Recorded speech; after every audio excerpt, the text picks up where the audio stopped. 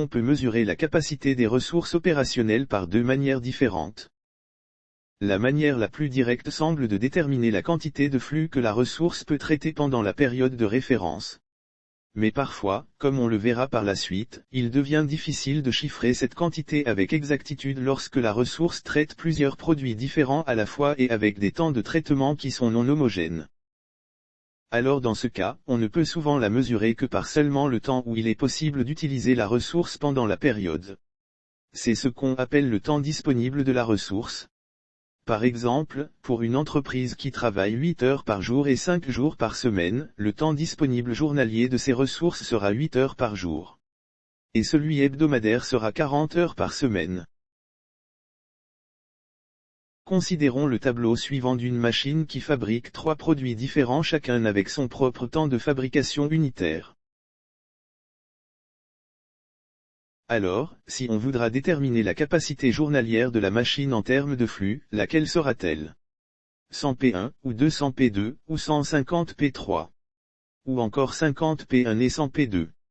Ou encore 50 P1, 50 P2 et 37 P3? Plus franchement, puisqu'il pourra être facilement et même souvent jusqu'à des milliards de combinaisons possibles, laquelle parmi toutes ces combinaisons devrons-nous choisir comme référence? Par exemple, si on choisira la quantité 100 P1 comme référence, la machine sera-t-elle ainsi capable de satisfaire une demande de 125 P2 et 90 P3 pour un jour donné dans le même jour? Réfléchissez-y un peu. Pour répondre à cette question, essayons d'exprimer cette fois la capacité de la machine et les demandes des produits non pas sous forme de quantité, mais sous forme d'heures de travail. C'est-à-dire sous la forme des deux autres unités de mesure qui sont le temps disponible et la charge de travail.